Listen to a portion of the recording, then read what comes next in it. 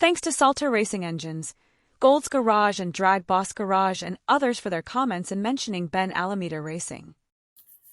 A guy calls me up and says, "Is this your engine?" I have no idea. But eventually, I found out the truth.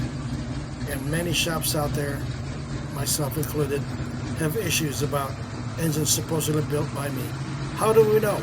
We'll touch bases.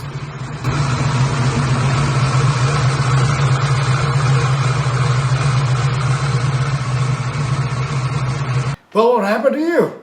Anyway, guys, sorry I've been out of rotation, and I think it's almost a month since I last posted a video, or at least 3 weeks.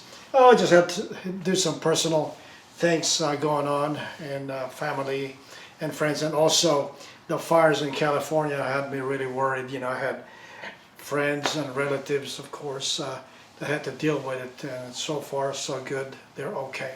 Anyway, today we'll talk about something about, did I build your engine? And this is the same question that other guys out there probably dealt with. When you do a lot of hard running engines, be it street car, street performance, somewhat kind of racing or full all-out racing, it's easy to identify a good running car, race car, or whatever. And unfortunately, everybody's dealt with this kind of a scenario. Did you build that guy's engine? And I remember years ago, I was headed to a racetrack up north, and I got off our motorhome, and as soon as I exited the motorhome to basically set up and unload the race car off the trailer, two gentlemen approached me, and they reached out and shook my hand, and both of them go, "Ben," I think they're brothers. I don't even know their name. I don't remember so much. They said, "Thanks for building our engine." I go, oh, okay. And I shook their hands, and they were so happy. And then at that time, my girlfriend was looking at me like, I never saw those guys before, because she's always at my shop, so she knows who I'm dealing with. Anyway, I go, "So who finished the install?" They go, "Oh, this shop up here, you know, they bought the engine from you," and so forth and so on. I go, "What's their name?" And they said, you know, the shop's name. I never even heard of them. I never even dealt with them. So my next question was, "Are you happy with the car or with the engine?" "Oh yeah, it runs good, runs strong." I said, "Good, good." And they go, "Oh, talk to you guys later." You know, so I got to do some work. And my girlfriend at the time says, "What was that all about?" I said, "Somebody, just like, this is not the first time, somebody sold an engine supposedly built by me." And I bet you a lot of you guys have that issue, engine builders out there, all right? I mean, if you're gonna do a fake build for somebody, at least do a good job, all right? But what's sad is if the job was done really below par, or really a big pile of junk, and then they use your name just to sell them an engine supposedly done by me. Oh well, it's really a hard thing, and I don't want to ruin people's reputation or whatever, but I could have just took this guy's shop's name and spread out there. I didn't do that guy's engine, but you know, it's kind of hard, all right, because there are other instances where I supposedly done a cylinder head. One time, somebody told me, "Brand, I'm going to bring a cylinder head that I bought from somebody in LA." I said, "Sure, it's supposedly done by you." Well, unbeknown, this guy showed up and brought the set. It was a TFS high port.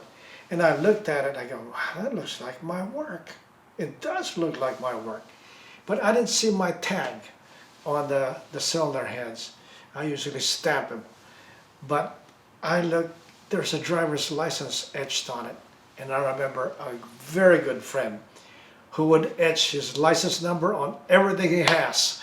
His camera, you know, his computer, and of course a cylinder head. So I look at that and I gave him a call. I said, "What is your license number?"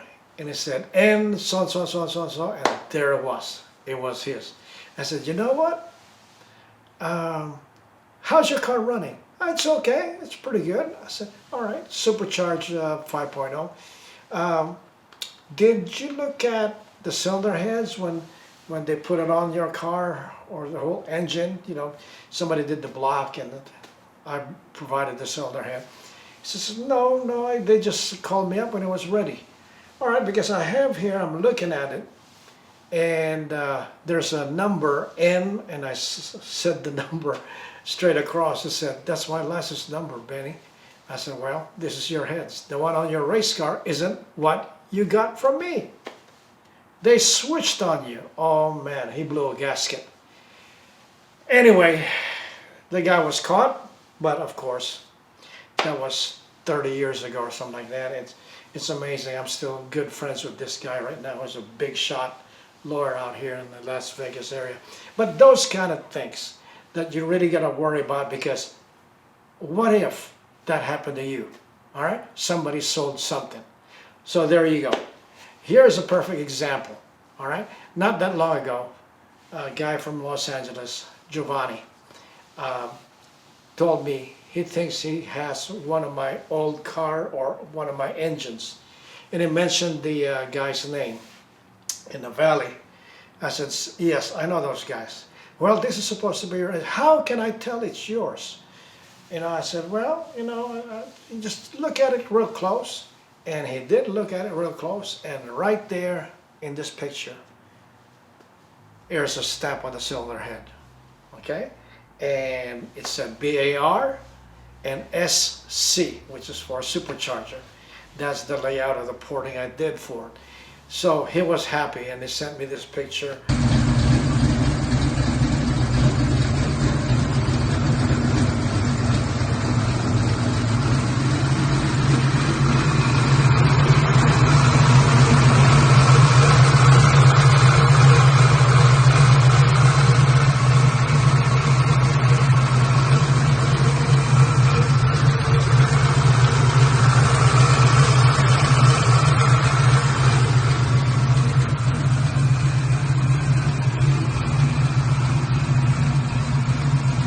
Idling, and it sounded good, looks good. I mean, it paid big money for it, but it was definitely an engine that I'd done. Okay, so that was a happy event. But there are others where I know things have been sold. One, there was a big auction here not that long ago, and I received a bunch of calls from several people that there was an older Mustang that was sold for close to 100 grand. And they did mention my name, but the engine was supposedly built by Ben Almeida from California and so forth. So I don't know. I looked at the picture. I don't remember the car, but maybe they bought the engine for somebody else. There again, we don't know if it's for real. So this is what a dilemma is, you know, confronting a lot of people like myself, others notable shops out there that do work. We make mistakes, that happens. All right, but today we will talk about some of these things that has happened. Years ago, I did an engine for a race car. This engine should have ran mid to low nines in a Mustang. That said, I passed it on to the owner, happy. And another shop, here's another scenario here, where a shop gets a hold of your engine combination. And here you go. The engine was similar to what I had with Jameson, very strong. That sucker ran a low 9, basically, a 920, 930 car, all right? And it went 930s in Las Vegas, which is a high altitude track, NA through the muffler. And this car should have done the same thing. But eventually, after a long time, I saw the guy again. I said, oh, so-and-so dropped the compression in your engine combination. I said, dropped the compression? I never had issues with the compression I run. He goes, yeah, because it's hard starting. Really? So he dropped you from competition 16.5, 16.3 to where? About 14.5, so start easier. Wow, okay. When you're trying to build the best engine for anybody or somebody, every little bit helps. You guys know that, all right? if you don't look at if you bypass some details, so what carburetor to use or what fuel injector to use or ignition system, so or so, sometimes the combination loses or you lose the combination altogether. And basically, I said, why did he drop it off to a lot less compression? So that it'll start easier. Okay. I said, but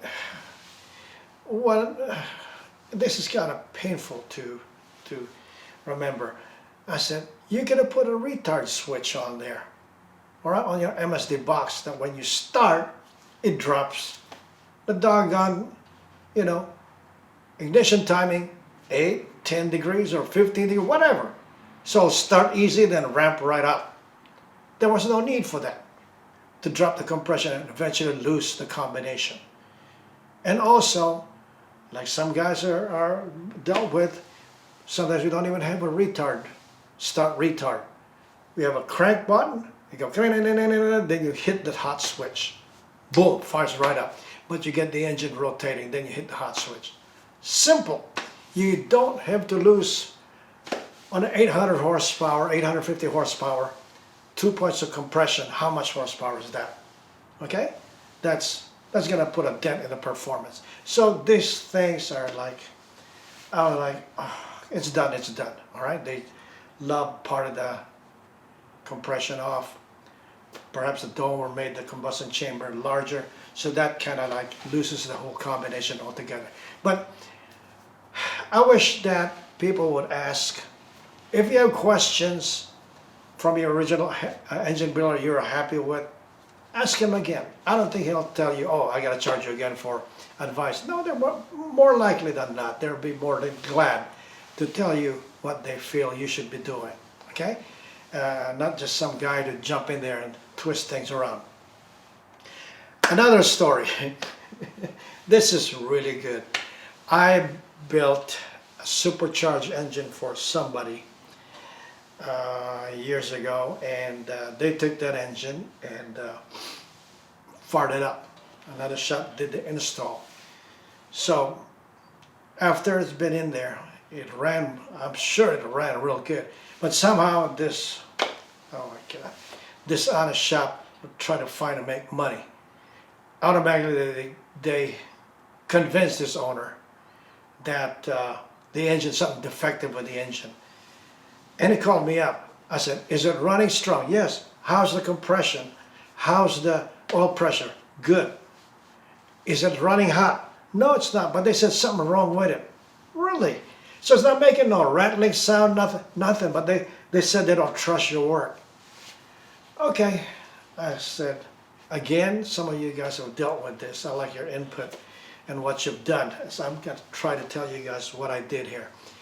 So this was back like, I think late 80s, early 90s. So they took the engine apart. Oh my God. The owner was pissed. Ben, your doggone bearings that you did for my engines, probably too tight. They're burnt. The rods and the mains are burnt. I said, how can that be? Did you open up the oil filter? All right, you should see bearing materials in there. No, they said they don't want to go for it. They just want to redo your work. I said, okay, I'm going to come down. All right. When they said the bearings were burnt, I said, which bearing? Which cylinder? All of them. Okay, that was already a good indication for me. So I got a box of HD bearings. You know, I'm not going to say the brand. You guys try to figure it out. But they look burnt from the factory. When you open the brand new box, sealed, the bearings look burnt because they're HD. Now, I proceeded to go to this place in the valley, and I walked in, and the guy was really arrogant, and I said, okay, I've seen this guy before. His cars ain't fast enough. He probably just wanted to take a peek at my engine and bad-mouth me at the same time. So he sees the camshaft, how I did the porting. Well, it's a pretty good technique, right? But he could have done that without burning me alive, she would say, right? So I got the box of rod and main bearings in my car, and he shows me back at the shop. He pulls out the rod, look at this. Look. And then pulled the cap, number 1 or whatever. Look, the bearings are burnt, man. It's only got a few minutes of running time in it. It's no good. I said, oh, really? Okay, let me get you a new bearing to replace that, okay? So you don't have to charge them. So I went back to my car, took the bearings, main and rod, and I went inside the shop. Here we go. I replaced that, so you don't have to charge them, and I'm sorry. Please open the box for me. He opens the rods first. As soon as he pulled the card, he take out the 2 pairs. He looks at it. How does that look like? He was speechless. Does that look burnt to you? He didn't say anything. I said, open up the mains. He opened up the mains, pulls it out. I said, all of them are burnt, aren't they? The rods and the mains. Inside the box, sealed up. They're burnt, aren't they? So he was already embarrassed. And I look at my ex-customer now who relied his faith on him. And I just look at this guy and I said, my God. I said, all right, it is clear. I gotta go. I could have flew off the handle and cussed him out, but that's not me. All right? So I get ready to go back to my car. The shop owner follows me to the parking lot. And guess what he says? He says, Ben, to tell you the truth now, when I build an engine for my customer, unlike you, once I build an engine, whatever horsepower, it never needs rebuilding again. Oh, I said, so you mean to tell me that if you're making 1,000 horsepower, at that time, this supercharged car is probably making about, at that time, 570 at the back wheel. Okay? And I said, so with this particular combination, you can build this 570 at the rear wheel on a stock block that's already shaky. It's going to last for a long time. Never needs rebuilding, man. Once I do it, you're on your way. It's perfect. I said, well, you know the truth, man? Don't share that secret because you can make $1 million building engines that never needs rebuilding, especially for racing.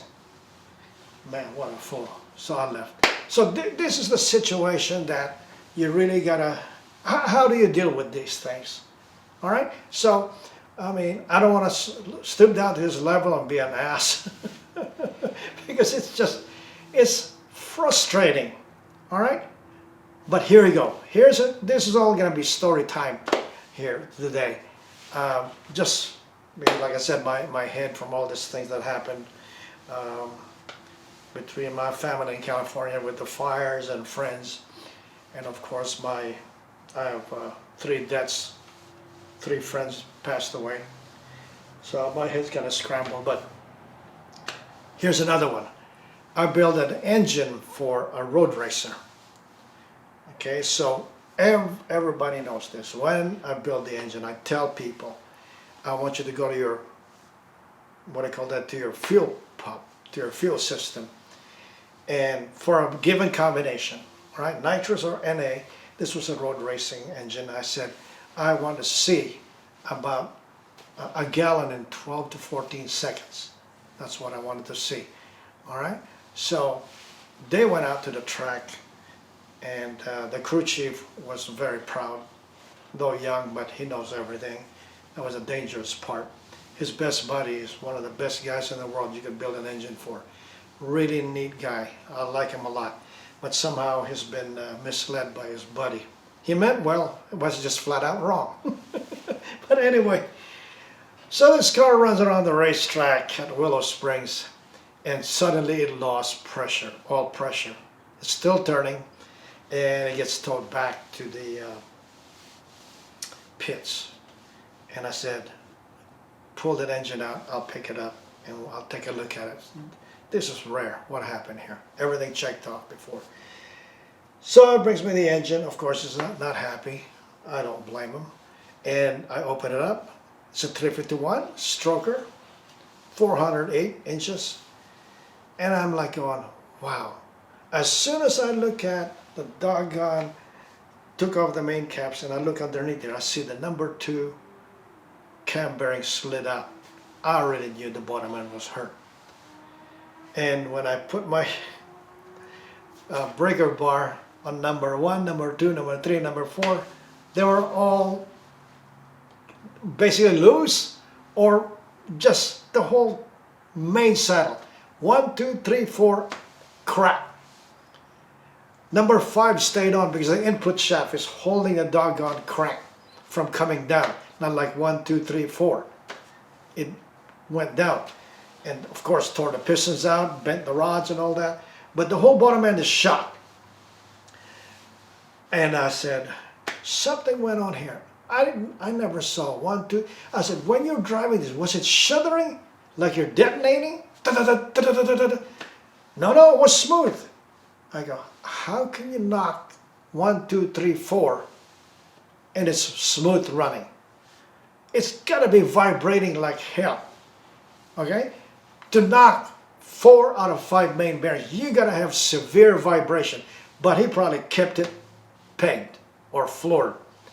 All right, so here we go. I go to the shop. I look at the race car. I said, let's do a fuel system check.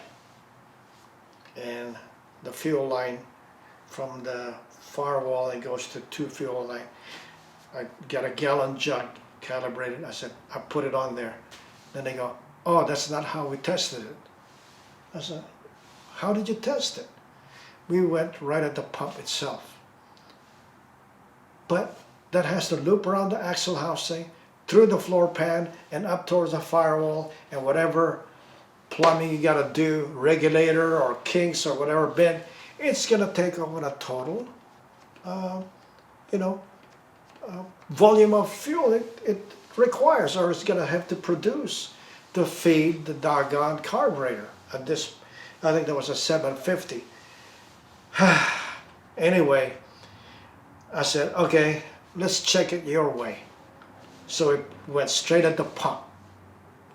But first thing before I jumped the gun here, when they were running at the track, the first couple of passes, we opened up the trunk and the whole thing was misted with fuel. Somehow, around, the fuel cell or whatever, it's wet around the whole general area. I go, oh, that's not good. It's got no leak. But what actually happened there, I'm going to tell you right now, was that when I checked the total volume, it was way below what I've requested, 12 or 14 seconds for a gallon of fuel. Or then maybe more than a little bit more than that. Maybe I think about 10 seconds. No, I think it's about 12 or 14. He's a road racer. So I said, well, guess what? After about a minute, we had less than a gallon, about 3/4. Well, okay, or a little bit above half. Not enough, guys. Now let's look at when it's looped all over the rear axle where it should have been measured at the carburetor inlet or throttle body. I stuck the 2 dual feed line there. Guess how much it produced? In a minute, it didn't even put half a gallon in there. When I looked closer, it went underneath the doggone floor pan. They're running on the 5/16 factory line. Cut it right there, put the braided hose and went up. Remember, the old thing about flow, small hole wins.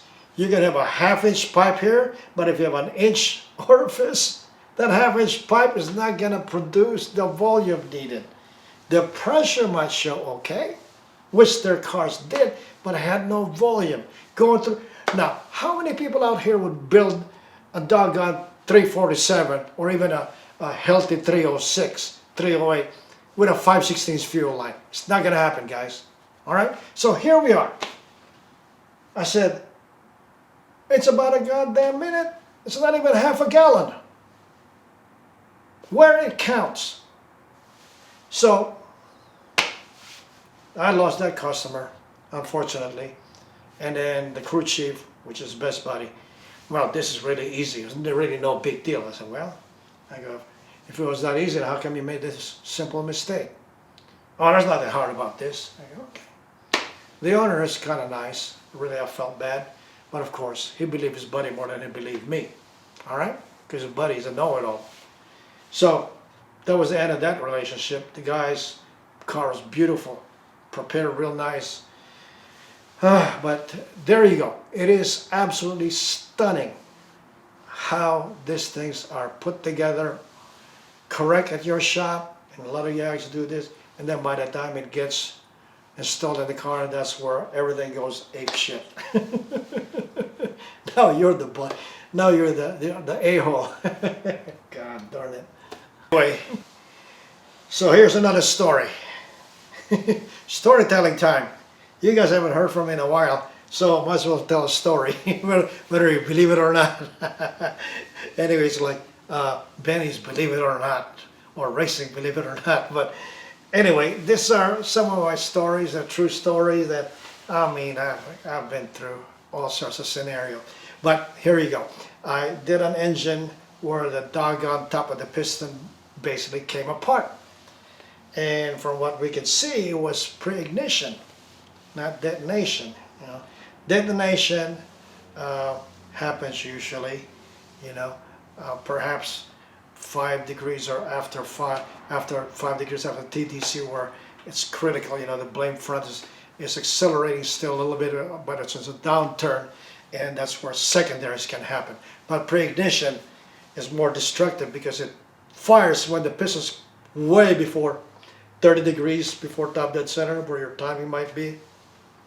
Or basically pre-ignition happens before the piston goes to the top of the stroke. Okay, it happens way below here. That's where the fuel burn is starting to happen, or it got ignited prematurely. That's why it's pre-ignition. And piston's climbing up, and the flame front's also expanding, and it's gonna bust the piston top, bend the rod, bust the crank, or all of it. But anyway, again, an engine that I built, I specify I want this kind of heat range. Unbeknown to, by the time I looked at it, they had the wrong heat range in there. Okay, it was stock heat range for the engine. Oh my God. Anyway, so the piston busted up because the plug was too hot.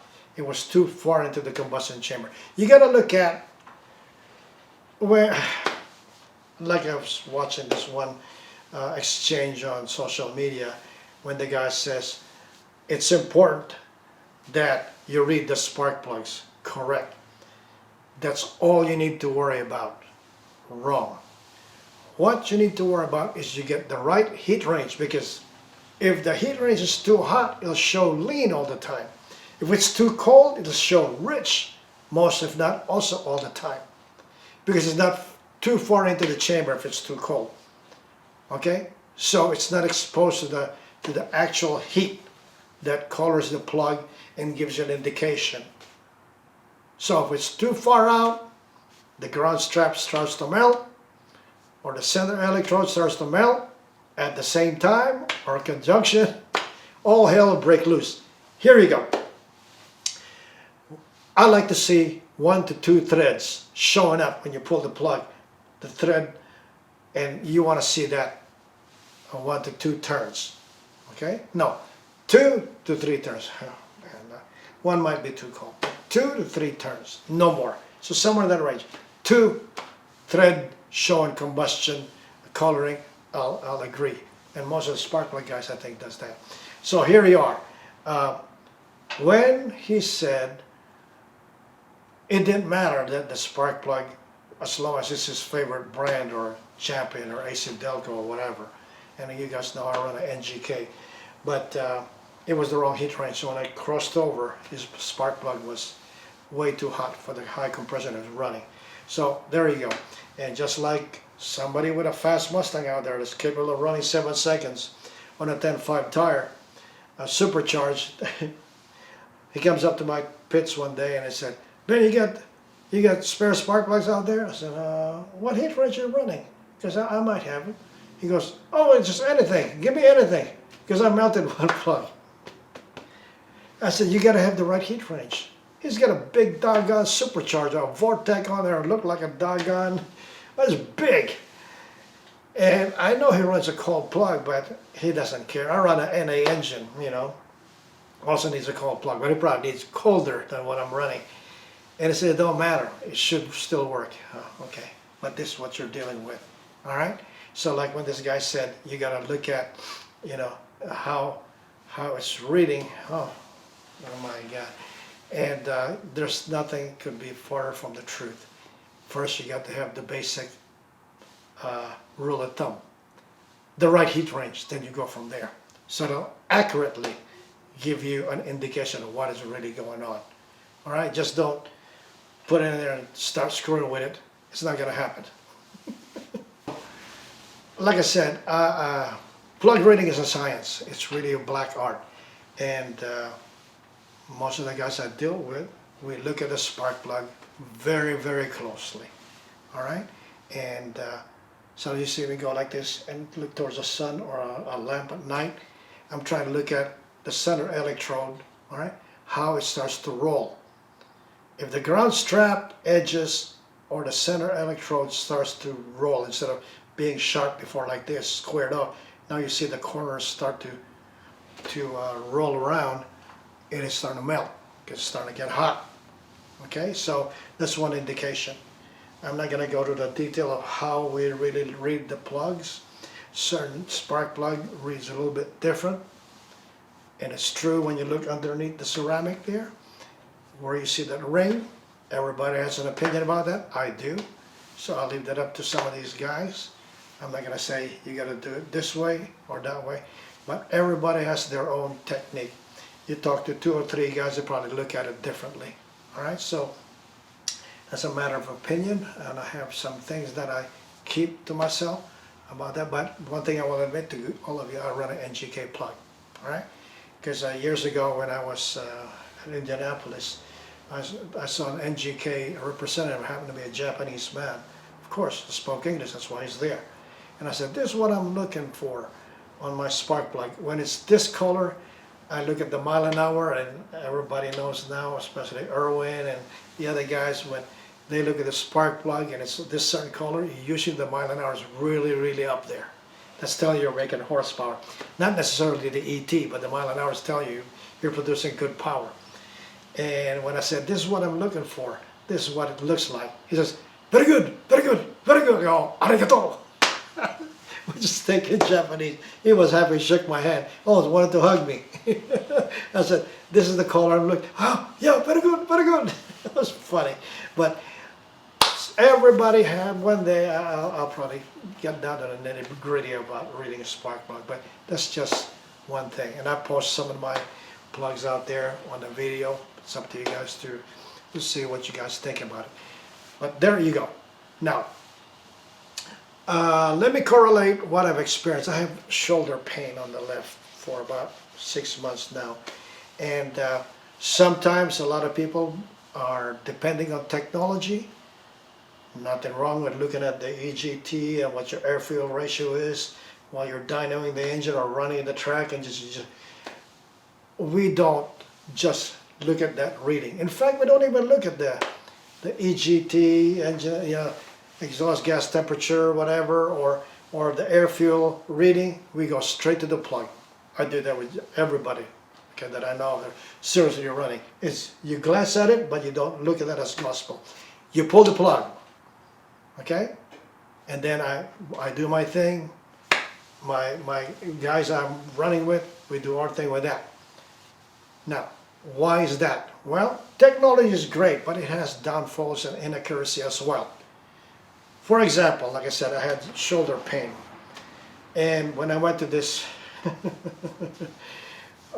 physical therapist or whatever they call him, this guy was, you know, doing this thing, and after about 15 minutes, 20 minutes, he hooks me up with this high tech, right? And lays me down on the bed. He puts this, it's some kind of probe, and then my whole skin starts going like this, shaking. Okay, it's like energizing the muscles, I guess. And I felt okay. I go, okay, it felt good. We did this for about a month. Still, it's there, getting better. So it helped, no doubt. Technology helped. Anyway, so one day I came back and that doctor was not around. I said, well, I need to somebody could help me here because I'm still in pain, or a lot of discomfort, you know. It's to the point I can't even take my cell phone out of my pocket. All right, I gotta use my right hand to go to my left pocket. Anyway, so this guy is a younger gentleman, I'd say about mid-30s. He tells me, what's going on with you? This and that. He goes, okay, all right. So he has me lay on that doggone chiropractic table. It looks weird, but anyway, he starts playing. How's it feeling here? Go, yeah, a little painful. Then the weird thing, he started, okay, just be relaxed. He started stretching me, pulling me, you know, and he had me turn around and went through my back, pulling in all sorts of angles and stuff. And you hear the go, and I'll tell you what, he didn't put me on any. I said, are you going to put me on that electric massager or whatever the thing was? You know, and he says, that's for sissies. And I laugh. And another 2 sessions, so 3 total, I feel good. But that guy never touched those high-tech stuff like they look at the screen on your run. He looks at the plug. Me. Okay? He starts from my foot. He says it's all connected to here. Back of the neck, front, everything. Pulling on me, old school, like reading the plugs. Never use those fancy gadgets that they have on that doggone physical therapy shop. It's impressive. Hey, you got a dyno, you got a full bench. But if you still don't know, it's just a tool. But this guy went back to the basics. And it's not really an older guy. All right, it's a younger guy. But I said to him, look, man, your stuff works. He goes, you know what? He goes, I learned from an old man. And then I went through my medical schooling to do this. And I believe in an old-fashioned way. And I said, okay. He was pulling with the other 2 guys. They didn't do none of that. They just like, you know, like then hooked me up with the doggone machine, and my whole freaking skin starts bouncing in my hand, okay, or my arm. So this is just like old school. How should I say this? Technique. All right, just like you guys know Ed Pig, and one of his the same group back then with Mickey Thompson is Earl Wade, the father of the basically 427 sock Mustang. Larry Knapp and myself and Earl Wade, this was years ago, we went to Irwindale. We went to Verona, and we were running in there, and he says, hey kiddo, he's already an old man compared to me. I tell you what, he says, I've watched you all these years and you do the old-fashioned way. I know you love to run NA, that's where you learn a lot. But you also learn, of course, when you go supercharger, nitrous, or whatever. Okay? But the basics, again, starts with good engine building knowledge.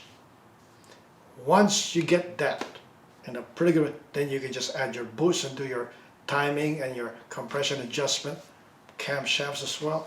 So he said, you're doing the right thing. Don't do it like some of these guys. All right, like the guy with a 7-second Mustang, I'll just screw in a spark plug in there, not knowing that there is a heat range scenario involved. So these things, he goes, you know this, you already know what it takes to build a good engine, and just you use your common sense and do your final adjustment. But you know the basics. All right, so again, I have a nephew out there, out of state, that runs a racetrack, and he told me before, Uncle Ben, I have an issue with this doggone Coyote Mustang. They are fast. They're outrunning everybody, even big blocks, supersonic. Yes, I understand. Just the potential of the cylinder head to flow lots and lots of air for the displacement, then they can RPM quite a bit higher than the big block. So look what happened at 6 Week. This doggone Coyote, that green Mustang, he is fast. And who is he racing? Big blocks. right?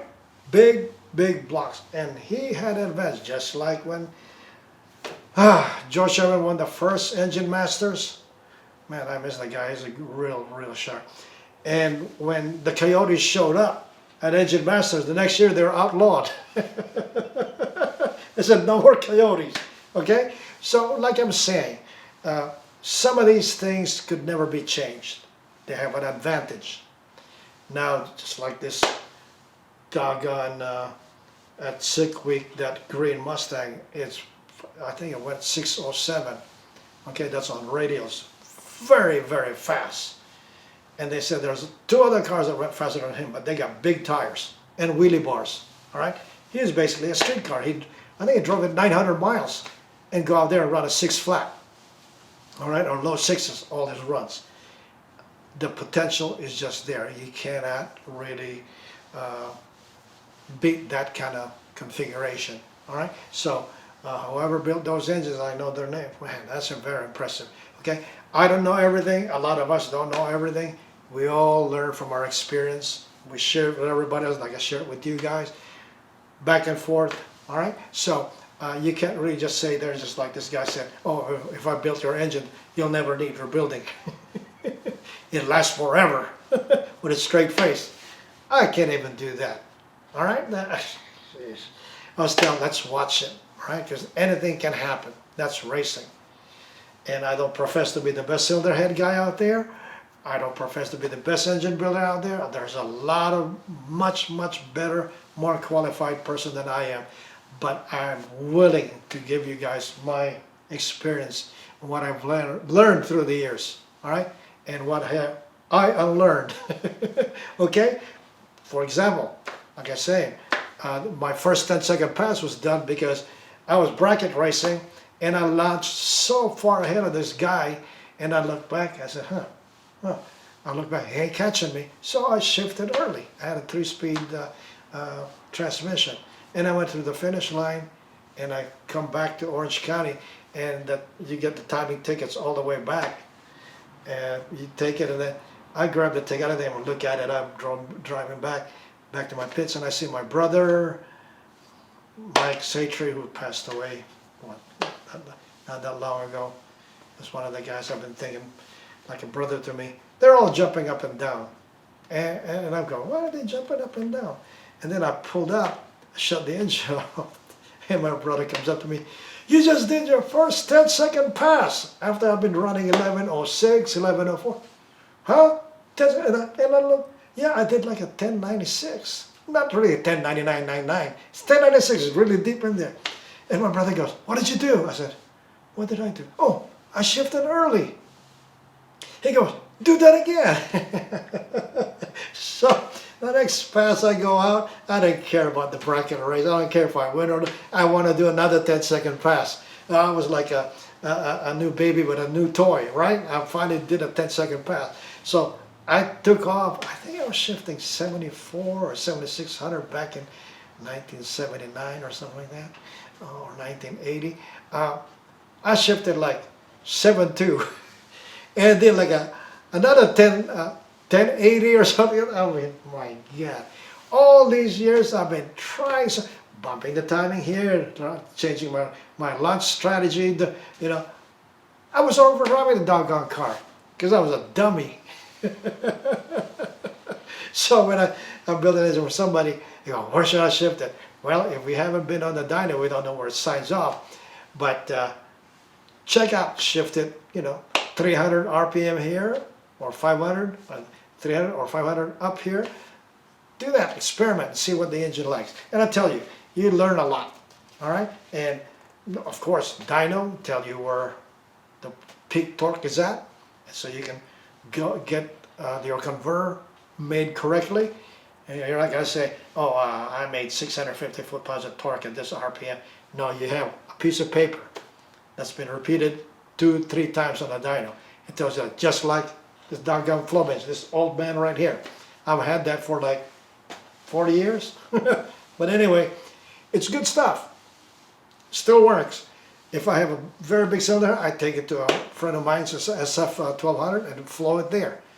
But this gives you an indication. Now, This one here, when somebody comes up, just like I have this doggone import head here.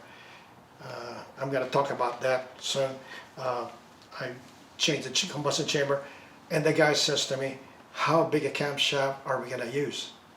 Don't you think you should know, right, when you port it? I said, no, I don't know. I got to see where it signs off. If it signs off at, 600, 700 lift, whatever, so that's where we're going to put the camshaft. But I can't put your camshaft at 800 if it signs off at 600. Okay, so this is a tool. Once you make the port bigger and bigger and bigger and bigger, it says it likes it better and better and better, but you'll probably end up slowing down. So you gotta find that the sanity when you think about this whole combination and how you can apply it. All right, so dynos and this flow is great stuff. It gives you a lot of ideas, and then you go on from there. I hope this has been good, guys. All right, so next I'm going to talk about this doggone Hemi combustion chamber that I modified. Okay, so there we go. Good night.